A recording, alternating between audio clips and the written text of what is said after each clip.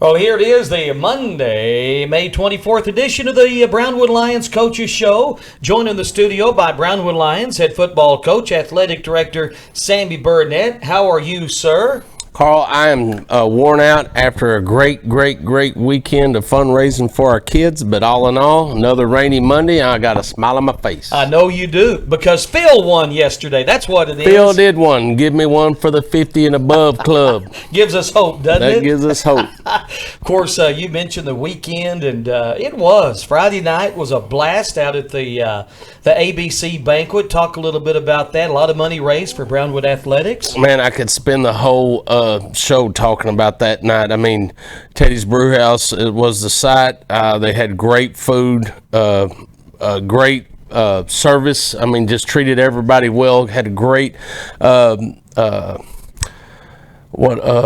attendance from people in the community. We were full, had not a seat left in the house, so we sold out. People.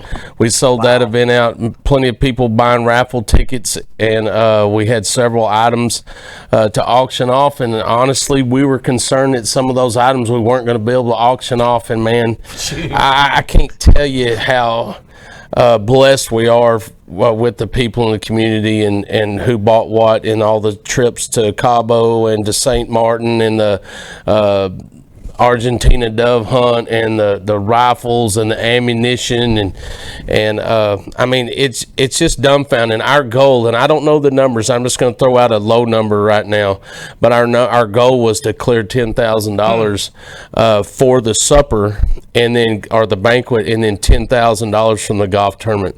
I do know at some point, I mean, without us paying the bills and all that, we were, after the auction, we're at $56,000. Now we probably owe around 10, so looking like we're clearing somewhere in the proximity of $40,000. Wow. So on a night that we thought we would get 10, we clear 40, and that doesn't include raffle tickets or our part of the plates and the tables that were purchased. So again, once again, just proves what type of community we live in and the support that our community has for our kids, and have some great business leaders and people that come out and just give. And I couldn't be any more pleased and thankful for them. And then you turn it over and parlay that into a golf tournament that is full, and had a great time. I mean, the weather wasn't perfect, but no one cared. We're out there to have fun for a good cause. And play a little golf with friends and alumni, and just have a good day, just being alive and being together and raising funds for our kids. And I don't know how much we profited on the golf tournament. I hadn't heard those numbers yet. I know we profited, so that was our goal. And it, more importantly to me, profiting on for our kids is number one focus. But number two, giving people in the community, giving an alumni, giving friends an opportunity to be excited about something in fellowship. And man, we had a lot of that Saturday. So all in all, it's an outstanding weekend. And I'm thankful for each and every person that participated. I hope they had a great time, and hopefully it'll continue to grow year after year. And it's nice to see that vision starting to blow up with help from, the ABC Club. Well, I'm looking forward to next year already. And yeah. You talked about the weather on Saturday. It kind of rained as we started, but then it stopped, and it stayed dry through the tournament. Yeah, it rained after the tournament. We started on number 4, so on my way to 4, when I hit off the driving range, it was raining, so I got a little wet there. When I headed off to number 4, it poured on me the whole way, so I got wet. Then it stopped and started to dry out a little bit, and there's little sprinkles here and there. And then when we got finished, started pouring again. So I was wet from the start and then wet at the end, but there in the middle was actually a pretty nice day, and enjoyed it. So yeah, and I saw this guy hit 2 balls. And boy, you whacked them both, man. You got a little game out there. If that's any indication of how you play. You must have saw my best 2 shots. I don't know. We played good. We had fun. I mean, we knew we weren't going to win with some of the teams that were out there. And there were some loaded teams. And y'all beat us. We were 7 under. We thanks were 5. to Dave Olhausen and Barry Rose. We had a great time. We didn't bogey a single hole. We birdied the par 5s and had opportunities to make putts and didn't do it. But we lost one of our players. Dr. Bon Young had to go to a wedding, so we were 3-handed. But we had fun, man. We didn't care. We played good golf and got to holler at each other from hole to hole. And I mean, it was a great time. So all in all, I wasn't expecting to win. If we'd have won, we'd give the money back anyway. So we're out there having fun. But you do like those bragging bragging rights. Oh, absolutely you do. I don't know what the winning score was, but really doesn't matter. It was for fun. I'm sitting there on number 16 it was. It's a par 3 going up the hill, and the wind's in our face, and it's raining, and there's about 16 people lining the greens to see how we're going to hit. And Carl, I'm telling you, I flushed one, and it's drawing right at the pin, and I'm thinking, I'm fixing to win this close to the hole. It's going to be tight, and it hits right up on the bank.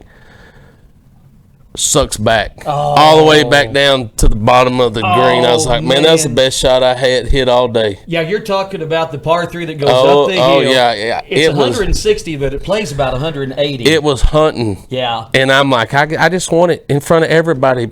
About time I finally hit a good shot in a clutch situation, and bam, sucked back. And the one time I'm always like, man, I wish my ball would draw back. I want to hit the green. Finally do it, and it sucks it all the way back. All the way back. I didn't feel so bad because they were hacking on me because they had closest to the pin. And, of course, we do the same thing to the group following us, and it's Kirby and Kobe Freeman and Chance Pierce and, who else was in that group? Keith Howie was probably in that group, and there's a whole group of young guys that are just playing golf. Bart Johnson and Blake Johnson, and they're just tearing it up. And I'll be dang if Kobe Freeman to put one about 7 foot, so I think he won that. Yeah, he's quite the golfer. Let me tell you, every time I look back, well, Kobe's been playing since he was out of a grasshopper. Every time I look back, he's just spanking it on the green. Oh, man.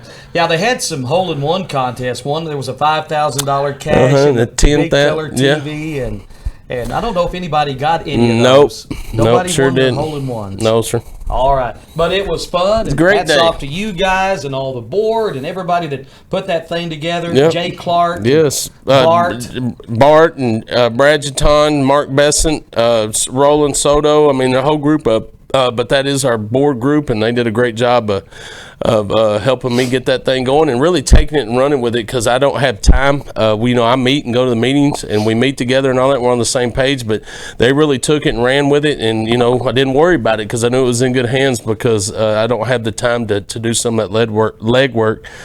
So they took 99.9% of that on themselves. Man, and hats off to the volunteers and others. Lisa also showed up at both events. Always does a great job. Always does a great job, man. She's always willing to work and help us out to help our kids. So I said, we're just one big family. We are Brownwood. We're one. That's just sort of what it's about. And once again, we had an opportunity to show it. For us in the future, and I had several conversations, is just trying to find the right way to get it out to everybody. Mm-hmm. We had some friends from the Metroplex come and some from others, but it came from word of mouth from one to another, which we think it'll make it grow. But we want to reach everybody. We want everybody to understand this is an opportunity to come down in the summer, have a great venue the night before with a great meal and a great auction, and then spend the next day playing a round of golf or whatever, and then you trickle that into Sunday and you travel home. But give everybody an opportunity, no matter where you live or where you're from. Have an opportunity. If you had gone to school at Brownwood, you don't have to be from Brownwood to play in it or to go to it. But we want to open it up to alumni, but find a great way to reach them all so that they, maybe people start centering in their class reunions around this weekend. And Bart Senior talked about that. He goes, we're going to work on ours to have our class reunion during this time so everybody can go to that and we can see more people and have more fellowship, and that's really what it's all about. And at the same time, you're raising money for a great cause. Boy, no doubt about that. Great weekend for sure, and that prime rib was pretty good. It was on point. Those cheesy potatoes, though, that stuff was. I'm a Brussels sprout lover too, so I was in heaven, man. It was great food. Great food. Yeah, great stuff. All right, we got other stuff to talk about. We had the number 7-on-7 state qualifying tournament in the rain. Yeah. In Lampasas. Apparently, it rained a whole lot more in Lampasas than it did at Brownwood Country Club. As Stuckley is nodding his head so bad it looks like he's going to get whiplash. But our kids, let's be honest, we didn't play very well. We come out the first game against Lake Belton, beat them 27-0, I think it was. Performed well there. Had an opportunity to beat Lampasas. Lampasas beats us on a big play. We get beat on a corner post move, which we shouldn't have got beat on. They scored a touchdown, turn around and throw double hide, which is 2 corner routes and a vertical from the running back. Safeties get beat again, not being disciplined. They score another big touchdown. We come back. They go up late, I think, and make it 21-20, and then we had an opportunity to win it late and didn't do it, dropped the ball. So they go on and win, and then in a torrential downpour against Midlothian Heritage, our kids were ready to go home. So we got to grow in that area. Just because you don't have the opportunity to qualify, you still got to go out and perform. You still got to represent your school and your community and your program. And from every body that I talked to, we didn't do that. So I was not there. I wanted to be there, but when you originate an event and you get something going, I felt like I needed to be at the golf tournament and at the supper, so I didn't go to 7-on-7. We have more than capable coaches, of course, that went, and our kids were in great hands. But my message to them today is, you focus and you play at a certain level all the time, period, regardless of the circumstances, regardless of the situation, and you go play. No one should ever know if you're winning or losing by your body language or your demeanor or your effort. And just another opportunity for us to learn a lesson. We got 7-on-7. Our last league game is right now going on, starting at 5:30, and we're going to finish our league play tonight with Hamilton and Dublin and Early and San Saba. It's been a great league for all of us. Our JV is going to play tonight, our JV itself, so the others aren't coming, but we're going to put them in, let them play and get more reps. But it's been a great league. The coaches have been really patient in the fact that we're trying to get games in because we've had a lot of wet weather, and they've been just great about it, and I appreciate every one of them for spending the time coming over. I think we're all getting better. The more reps we can get, the better we can be. So I tip my hat to all those coaches and thank them for that. It's been another successful league, so we'll do that tonight and then get ready to go to Midlothian Heritage again on Saturday, excuse me. All right, we'll talk more about that tournament on Wednesday. You'll have pools and all of that should be for Saturday state qualifying 7-on-7 tournament. All right, man, athletic-wise, except for that, kind of winding down the year, Coach. Yeah, we actually are, finishing a couple of banquets, and then, of course, we have graduation on Friday. We'll go to 7-on-7 on Saturday, our third of 5 state qualifiers, and then we still have camps. Our camps are coming, starting to get kicked off. With football camp's always the first one. It's June 1st through the 3rd. It doesn't matter what camp. We're putting together our basketball camp right now with Coach Parker, allowing him to pick those dates and get that done. So that form should be out shortly, if not this week. Kick it off with football camp. Come on, go to all of them. We're going to have volleyball, basketball, boys and girls. We're going to have a track camp. We got a football camp, basketball, soccer camp. So there's camps for everybody, and it's a great opportunity to be active and go out there and learn some skills that you need in whatever sport that you choose, and soccer camps, and it's going to be good. Yeah, next Tuesday, Wednesday, Thursday, football and girls basketball. Yeah, you can get those forms in front of our office or sit out on a table. You can fill those out, write a check, pay cash, whatever, get that to Lisa, who's right there, and have your kids sign up to go to those camps. And other than that, working on personnel stuff, trying to hire a couple of positions and hoping to get that knocked out, this week and get situated and ready for next year. All right, and of course, we're getting closer to the Fellowship of Christian Athletes. Yep. Big football game, June 12th, Shotwell Stadium. You'll be the head coach of one of the teams. Yes, sir. I'll be the head coach of the blue team. You were going to be last year, but of course it all got wiped out because of COVID. So yeah, I'm excited about that. We're going to let everybody come. We're going to have a good team. I'm getting together with those coaches on the 1st. We're going to hit the golf ball a little bit. They want to play golf at the hideout, so I said I can set that up, and then we can sit there and meet and get our rosters broke up to who's going to be offense and who's going to be defense and how we're going to practice and, put a practice schedule together.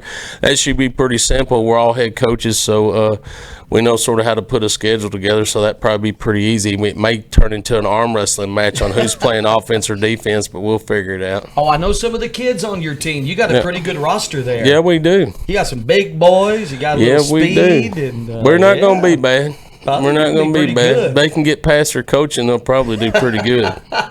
Anyway, that's June 12th. The basketball games are going to be here at Warren Gym on June 5th, and we got a couple of kids playing in that. So. That's right. So there's going to be FCA activities everywhere, all across the Concho Valley and the big country. That's right.